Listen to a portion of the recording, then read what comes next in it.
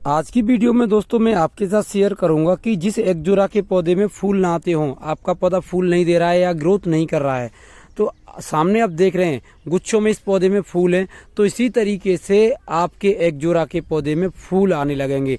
आज मैं आपको दो ऐसे गजब के फर्टिलाइजर बताऊंगा जिन्हें डाल के आप अपने एकजोड़ा के पौधे से काफ़ी फूल ले सकते हैं और हज़ारों की संख्या में एकजोड़ा के पौधे में फूल आएंगे और लंबे समय तक ये पौधे पे महीनों तक बने रहते हैं। तो नमस्कार दोस्तों, स्वागत है आप सभी का हमारे एग्रोटेक गार्डनिंग यूट्यूब चैनल पे। तो चलिए इस वीडियो को शुरू करते हैं।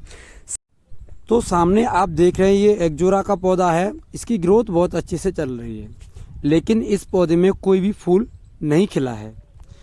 जब एकजोड़ा के पौधे में कोई भी फूल ना खिले तो ये समस्या बड़ा ही विकराल रूप ले लेती है। तो पौधे से फूल लेने के लिए सबसे पहले हमें अपने एकजोड़ा का पौधा हमें अच्छे से तैयार करना होगा। जैसे कि सामने इस एकजोड़ा के पौधे में कोई भी फूल नहीं है। अब देखिए, सबसे पहले हमको करना क्या है कि आप अपने एकजोड़ा के पौधे को डायरेक्ट आप धूप में रख सकते हैं, कोई दिक्कत नहीं है। डायरेक्ट आप अपने एकजोड़ा के पौधे को धूप में रखें जिससे अच्छे से पौधे की ग्रोथ हो सके। इसके अलावा जब भी हम एकजोड़ा का पौधा लगाते हैं, साल में सिर्फ 5 से 6 इंच बढ़ता है, इससे ज़्यादा नहीं बढ़ पाता है। और एकजोड़ा का पौधा मान लीजिए आप 5 से 6 इंच के गमले में लगा रहे हैं तो लगभग 1 साल बहुत आसानी से उसमें चल जाएगा पौधा आपका। तो यहाँ पे छोटे ही गमले में जो हमारा एकजोड़ा का पौधा लगा हुआ है और काफ़ी अच्छी इसकी ग्रोथ हो रही है।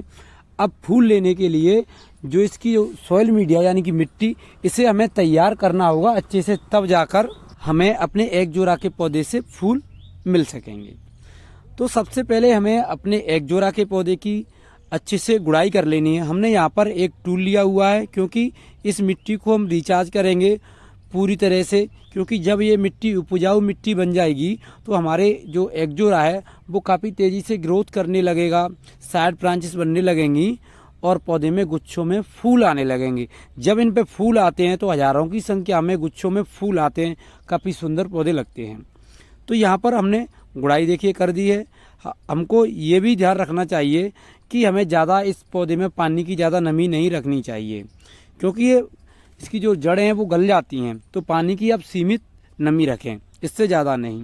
यहाँ पर हमने देखिए गुड़ाई कर दी है, मिट्टी हमने अच्छे से तोड़ दी है और ये देखिए पौधा धूप में ही रखा हुआ है। अब इस मिट्टी को तैयार करने के लिए हमें कुछ फर्टिलाइजर की ज़रूरत रहेगी। तो चलिए मैं आपको अब वो बता देता हूँ। एकजोड़ा के पौधे को अच्छे से तैयार करने के लिए आज मैं आपको दो ऐसी चीज़ बता रहा हूँ जिन्हें डाल के आपका एकजोड़ा का पौधा फूलों से लद जाएगा।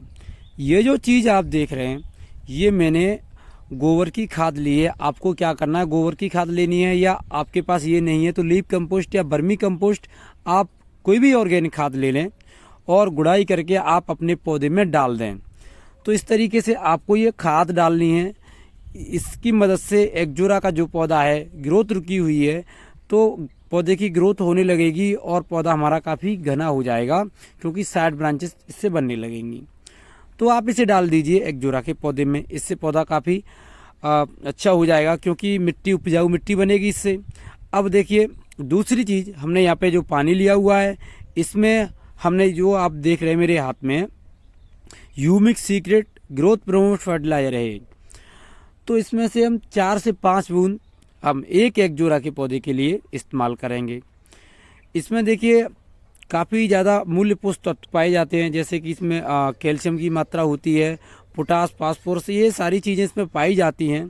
तो इसके डालने से देखिए पौधे की अच्छे से ग्रोथ होने लगती है और पौधा फूल भी बहुत देता है। तो हमने यहाँ पर 200 ग्राम पानी लिया हुआ है और हमने इसमें से 4 से 5 बूंद इस पानी में डाल ली हैं। अब अच्छे से इसे हम घोल लेंगे और घोलने के बाद में इसे हम अपने एकजोड़ा के पौधे में इस्तेमाल करेंगे। तो यहाँ पर आप देख सकते हैं हमने अच्छे से घोल लिया। ये दोनों ही चीज़ आपको अपने एकजोड़ा के पौधे में डालनी है और आपका एकजोड़ा का पौधा बहुत तेज़ी से ग्रोथ करने लगेगा, फूल आने लगेंगे, क्योंकि हमारी जो पौधे की मिट्टी है वो उपजाऊ मिट्टी बन जाएगी।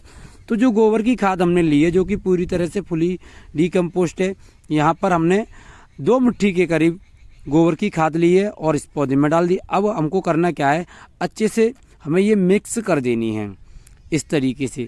तो आप इस काम को अपने एग्जोरा के पौधे पे तुरंत कर सकते हैं। जैसे कि एग्जोरा के पौधे में फूल नहीं आ रहे हैं तो आप तुरंत कर दीजिए, आपको बेहतर अपडेट मिलेगा।